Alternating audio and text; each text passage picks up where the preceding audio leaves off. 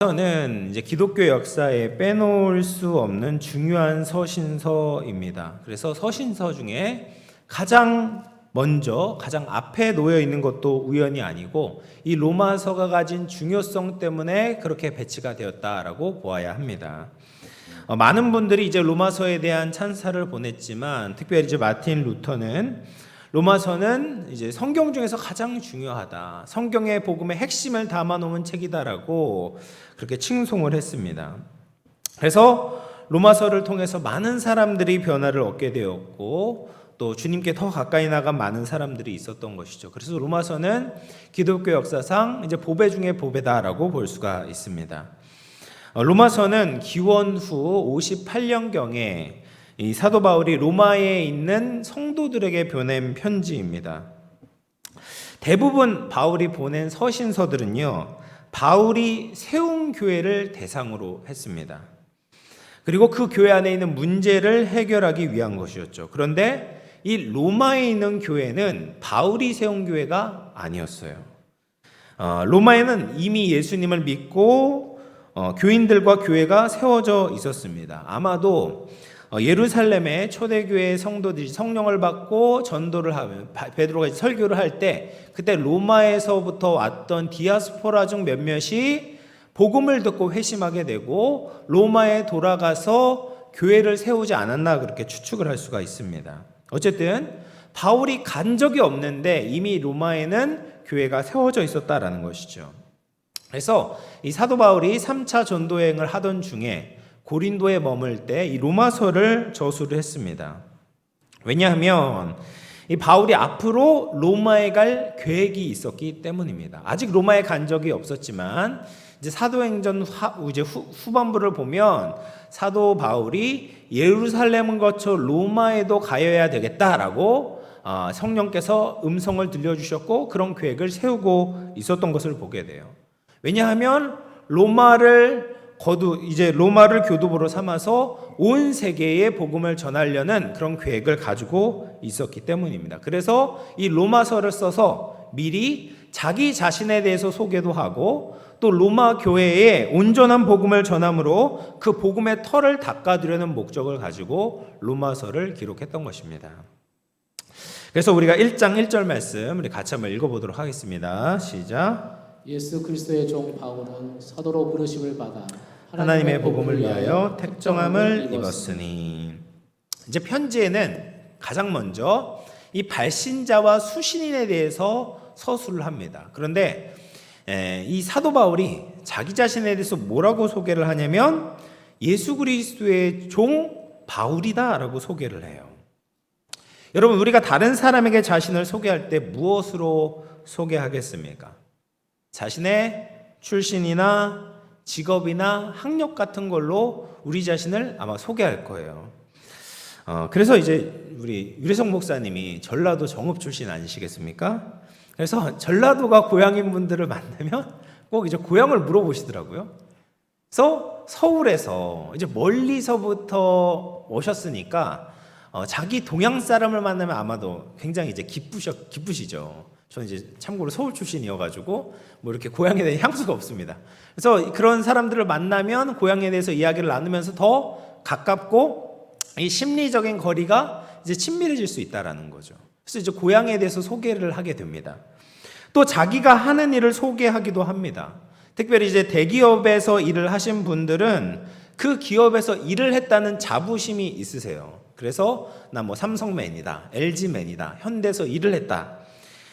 일을 했었어도 이런 일을 했었던 것 자체가 그 사람을 소개하는 어떤 중요한 요소가 되는 거죠.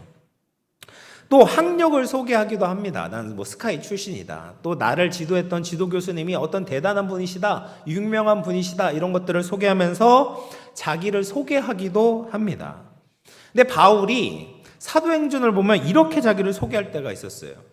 길리기아 다소 출신이고 또 가말리엘 문화에서 율법의 엄한 교훈을 받은 사람이다 라고 자기를 소개할 때가 있었습니다. 언제였냐면 예루살렘에서 이제 붙잡히게 되었을 때 유대인들을 향해서 설교하기 전에 자기가 어떤 사람인지를 소개할 때 그런 식으로 자기를 표현했어요. 이 다소라는 곳이 어디냐면 이 바울의 고향인데, 다소는 문명이 굉장히 발달했고, 그리고 그 당시에 아테네나 알렉산드리아에 있는 대학들보다도 훨씬 더 훌륭한 교육기관이 있었던 곳이었다라고 합니다. 그러니까 그런 곳에서 교육을 받은 것이 굉장한 자랑거리가 되겠죠. 뿐만 아니라 율법에 열심이었던 바리새인이었고, 또 뛰어난 율법 선생 가말리엘의 아래에서 수학을 했던 것은 자기야말로 유대인 중에 유대인이다라고 소개하기에 좋은 내용이었다라는 거예요. 그런데 지금 로마 교회에 자신에 대해서 소개할 때 그런 내용들을 하나도 적지 않는 겁니다. 그냥 자기 자신을 뭐라고 소개해요? 예수 그리스도의 종이다. 그러니까 로마에 있는 성도의 대부분은 이방인들이었거든요. 그러니까 이방인 신자들에게 바울의 앞서서 이야기했던 뭐 다소 출신이고 바리새인이고 이런 소개들은 하나도 의미가 없었던 것입니다. 뿐만 아니라 바울의 중심을 이루고 있는 정체성은 사실 고향이나 민족이나 계파나 학력이 아니었다라는 거예요. 바울을 설명할 수 있는 유일한 단어는 무엇이냐? 예수 그리스도의 종이다라는 겁니다. 사도 바울이 이제 종이라고 이야기를 하는데, 이 종은 헬라어로 둘로스라고 이야기를 합니다. 그런데 이 둘로스라는 단어는 로마인들에게 있어서는 가장 수치스러운 단어였다고 합니다. 지금은 이 노예 신분이 얼마나 천한지에 대해서 잘 실감이 오지 않습니다. 그런데 그 당시 사람들에게 노예라는 것은 사람 취급을 받는 것이 아니라 일종의 기계나 동물처럼 취급을 받았다라는 거예요. 그래서 이런 말이 있었습니다. 노예와 당나귀는 똑같은데 노예는 말을 할 줄 알고 당나귀는 말을 하지 못한다. 그러니까 노예나 당나귀나 똑같은 거예요. 근데 노예는 말을 할 줄 아는 짐승이고 이제 당나귀는 말을 할 줄 못하는 짐승이다. 다 똑같이 그냥 기계적으로 짐승처럼 일을 하는, 사람 취급을 받지 못했다라는 것을 알 수가 있습니다. 그래서 당시에 이제 노예 시장이 있었는데, 노예 시장에 가면 노예들이 이렇게 전시가 되어 있습니다. 지나가던 사람들이, 자유시민들이 노예를 구경을 하다가 마음에 드는 노예가 있으면 사가는 거예요. 그래서 집에 가서 노예 귀에, 이 귓볼에 뚫려 있는 구멍에다가 이 주인의 이름이 새겨진 귀걸이를 걸어주는 거예요. 그러면 그 순간부터 그 노예는 그 주인의 소유가 되는 겁니다. 노예는 이름이 없어요. 자기 생각도 없고 의지나 꿈이나 계획도 상상할 수가 없었습니다. 그래서 그 당시에 있는 사람들은 노예다, 종이다라는 말을 끔찍히도 싫어했다라는 거예요. 그런데 로마인이고 자유시민이었고 당대 최고의 교육을 받았던 바울은 지금 기꺼이 자신을 종이다라고 소개를 하고 있는 것이죠. 왜 그랬을까요? 그 종이 되었던 대상이 바로 예수 그리스도였기 때문입니다. 자신을 소유하신 주님이 자신을 사랑했고 또 바울도 예수님을 너무나도 사랑했기 때문에 그는 예수님의 종이라는 것을 너무나도 자랑스러워했다라는 거예요. 여러분, 바울은 원래 잘 아시는 것처럼 예수님의 종이 아니라 유대교의 종이었습니다. 바울이 태어나서 배웠고 확신했던 모든 지식을 가지고 예수는 이단의 수장이었고 예수님을 믿는 자들은 잡아들이는 것이 유대교를 지키는 일이다라고 100% 확신하며 살아왔습니다. 그런데 담에색으로 가던 중에 빛으로 임하신 예수님을 만나게 됩니다. 근데 그 예수님은 자기가 지금까지 알았던 그 예수님이 아니었던 거죠. 대중을 거짓으로 선동했던 그냥 한 면의 인간이 아니었습니다. 예수님은 하나님이셨던 것이죠. 그리고 그분을 믿고 따르는 교회는 예수님의 몸이었습니다. 그래서 바울은 예수님을 만나고 그의 인생의 방향이 완전히 달라지게 되었습니다. 바울은 다시 태어났어요. 바울은 예수님을 반대하며 살아왔지만 예수님을 만나고 다시 태어나고 나서는 이제 예수님만 위해서 사는 사람이 되었던 겁니다. 예수님은 바울의 생명이었고 삶의 이유였고 삶의 목적이었다라는 거예요. 사랑하는 성도 여러분, 우리의 정체성이 무엇인지 돌아보기를 바랍니다. 예수님 한 분으로 우리 자신을 충분히 설명할 수 있습니까? 바울처럼 예수님 앞에서 세상에 가치 있게 여기던 모든 것을 배설물처럼 여기고 계십니까? 예수님만 생각하고 예수님 때문에 살아가고 예수님이 영광 받으시는 예수 그리스도의 종으로 살고 계십니까? 만유의 주제 대신 예수 그리스도의 종으로 살아가는 것이 우리 인생의 가장 축복인 줄 믿으시기를 주님의 이름으로 축원을 드리겠습니다. 그런데 이렇게 종이어도 여러 역할들이 있습니다. 그렇죠? 주인의 뜻과 계획에 따라서 종을 배치해 두는 것이 다릅니다. 우리 교회도 보면 이제 각자의 역할들이 있잖아요. 부서도 되게 여러 가지가 있습니다. 뭐 예배부도 있고요, 새가족부도 있고, 전도부, 선교부, 뭐 재정부, 관리부, 하여튼 여러 가지 부서들이 하는 역할들이 달라요. 뭐가 더 중요하다고 이야기를 할 수가 없습니다. 다 중요합니다. 근데 바울은 예수님께서 만나 주신 다음에 무엇으로 부르셨냐면 사도로 부르심을 받게 되는 거예요. 사도가 무엇입니까? 예수 그리스도의 복음을 가르치고 전파하고 선포하는 사람이 바로 사도인 겁니다. 그래서 바울이 사도로서 이 복음을 이제 로마 교회에 밝히 드러내기를 원하는 거죠. 그러면 이 복음이 무엇이냐? 한마디로 이야기하자면 예수 그리스도입니다. 1장 2절 말씀 같이 한번 읽어보겠습니다. 시작. 이 복음은 하나님이 선지자들을 통하여 그의 아들에 관하여 성경에 미리 약속하신 것이라. 예수님은 구약 성경을 통해서 예언되었던 메시아이셨죠. 하나님은 자신의 뜻을 계시하실 때, 알려주실 때 역사를 사용하세요. 역사를 통해서 알려주십니다. 역사를 통하면 사람들이 믿음이 생기고 확신을 가질 수 있어요. 만약 예수님께서 이 땅에 오시는데 그냥 갑자기 뜬금없이 하루아침에 하늘에서부터 떨어졌다면 사람들은 예수님이 진짜 하나님이 보내신 메시아인지 확신할 수 없었을 것입니다. 어떤 증거가 없잖아요. 그런데 하나님은 사람들에게 예수님이 바로 그 메시아다라는 것을 가르쳐주기 위해서 1600년에 걸쳐서 구약의 말씀을 기록한 거죠.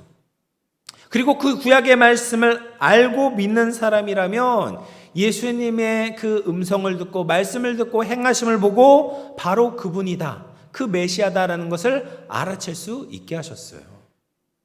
그러면 예수님이 어떤 분이신가? 3절 말씀을 보면 육신으로는 다윗의 혈통에서 나셨다.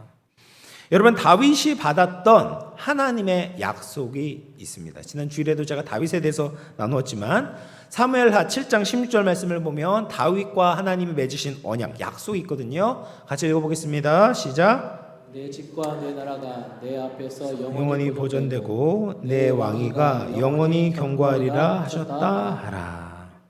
하나님께서 다윗에게 이런 약속을 하신 거예요. 내 집과 내 나라가 내 앞에서 영원할 것이다 라고 말씀을 하셨어요.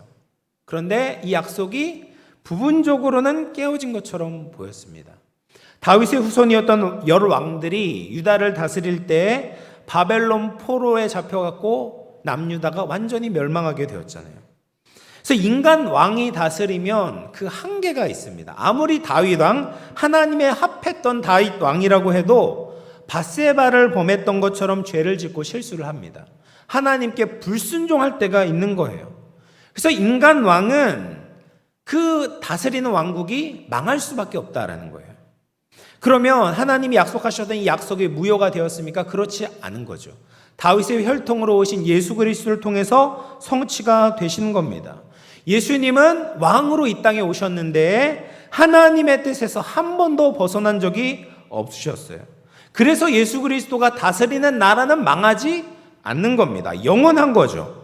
뿐만 아니라 예수님은 죽으시고 다시 사심으로 말미암아 그 어떤 것도 예수 그리스도의 왕에서부터, 예수님의 왕국에서부터 벗어날 수 없게 만드셨어요. 그 나라에 한 번 속한 백성들은 절대로 다시 잃어버리지 않는 겁니다. 그래서 예수님이 주가 되시고 왕이 되신다는 것은 우리에게 가장 기쁜 소식이 되는 겁니다. 그래서 로마서 8장에서도 생명이나 사망이나 권세자들이나 현재일이나 장래일이나 높음이나 깊음이나 다른 어떤 피조물들이라도 그리스도 예수 안에 있는 우리 하나님 아버지의 사랑에서 우리를 끊을 수 없다라고 말씀하시잖아요. 그러니까 예수님 안에 있으면 우리는 안전하다, 보호를 받는다, 영원히 사랑을 받는다라고 확신할 수 있다라는 거예요. 바울은 자신이 상상도 못했던 거룩하고 영광스러운 예수님을 만나게 된 겁니다. 그래서 그 부르심을 받아 사도의 직분으로 복음을 전하고 있었던 거죠. 사랑하는 성도 여러분, 이 세상에 우리를 움직이는 왕이 무엇이 있습니까? 그 부르심 때문에 어떤 어려움도 감수하고 있는 그런 왕이 우리가 있습니까? 대부분의 사람들은 부와 성공을 왕으로 삼고 살아갑니다. 더 많은 부를 얻고 성공을 얻을 수 있다면 시키지 않아도 그 길에 들어서는 거예요. 나중에 얻을 영광을 기대하면서 현재를 인내하며 참을 수 있습니다. 그런데 그런 것들이 정말 우리에게 약속해 주는 그런 것들을 줄 수 있는가? 그렇지 않은 거죠. 자신을 위해서 충성하면 보답해 주겠다는 그 왕들의 약속은 깨질 수 있는 거예요. 아무리 돈을 추구하고 성공을 추구하며 살아가도 그렇게 충성했는데 그것이 우리에게 온전히 돌아오지가 않는 겁니다. 그런데 예수님은 다르십니다. 예수님은 자신의 약속을 변하시지 않아요. 예수님의 왕위는 쇠하지 않습니다. 예수님을 위해 살아가는 성도들에게 눈길을 떼지 않으시는 겁니다. 우리의 모든 일거수일투족에 관심을 갖고 계시는 겁니다. 그래서 설사 이 땅에서 우리의 모든 행위에 대해서 보상받지 못한다고 해도 영원하시고 공의로우신 예수님께서 우리를 인정해 주시고 칭찬하실 때가 반드시 있는 겁니다. 이런 영원하신 왕을 우리의 주님으로 삼고 살아가는 것이 가장 큰 복인 줄로 믿으시기를 주님의 이름으로 축원을 드리겠습니다. 그렇게 이제 자신에 대해서 소개를 했던 사도 바울이 이제 이 편지 로마서를 받는 수신자였던 로마 교회 성도들이 어떤 사람들인지 상기를 시키고 있어요. 6절 말씀 같이 한번 읽어보겠습니다. 시작. 너희도 그들 중에서 예수 그리스도의 것으로 부르심을 받은 자니라. 사도 바울은 지금 로마 교회 성도들에게 뭐라고 이야기를 하냐면 너희도 예수 그리스도의 것이다라는 얘기예요. 예수 그리스도의 소유다. 다시 말하면 너희도 예수 그리스도의 종이다라는 말이에요. 사도의 직분을 받은 바울만 예수 그리스도의 종이 아니다라는 겁니다. 로마 교회의 성도들도 예수 그리스도의 종이라고 이야기를 합니다. 여러분, 우리가 바울의 삶을 보면서 이렇게 핑계댈 수가 있어요. 바울은 예수님께서 특별히 만나 주셨으니까 그렇게 예수님을 위해서만 살아갔지.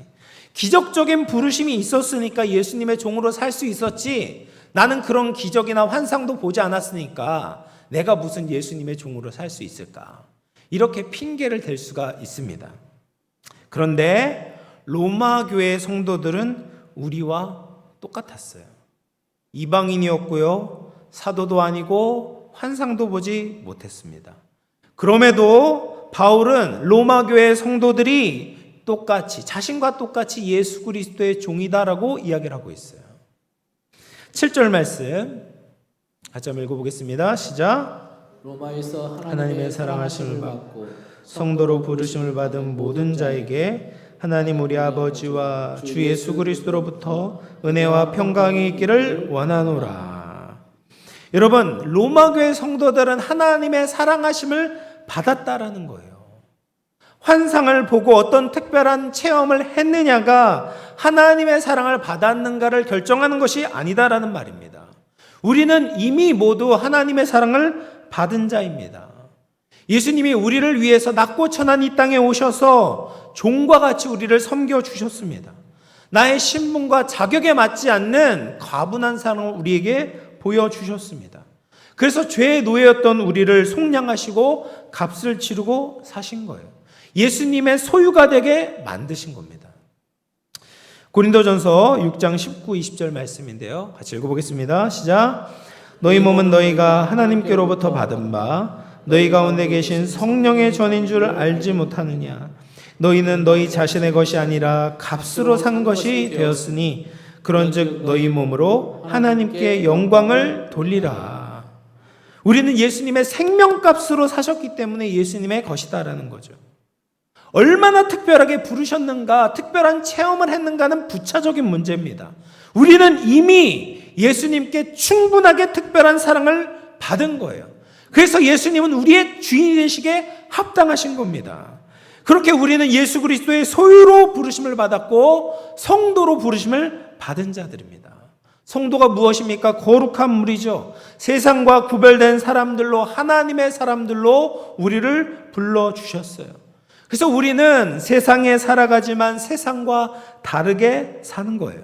세상과 다른 기준을 가지고 세상이 보지 못하는 것을 보며 세상 사람들과 다른 동기를 가지고 삶을 살아가는 거예요. 그런데 성도라고 불리는 우리가 어떻게 살고 있는가 돌아봐야 되는 거죠. 주중에는 전혀 다르지 않게 살아가는데 주일에만 교회에 나오고 있다면 그런 사람을 성도라고 부를 수 없을 것입니다. 예수님을 믿는 신앙생활이 나를 더 빠르고 더 확실하게 성공시켜 줄 수 있는 또 하나의 무기처럼만 여긴다면 그 사람은 성도라고 부를 수 없을 것입니다. 우리의 인생의 주인은 예수님이시죠. 그러면 우리가 어떻게 살아야 됩니까? 예수님의 삶을 살아야 되는 거예요. 예수님의 뜻이 우리의 삶 가운데 이루어져야 됩니다. 예수님이 시키는 대로 순종해야 합니다. 그렇지 않으면 예수님의 소유도 아니고 예수 그리스도의 종도 아닌 거예요.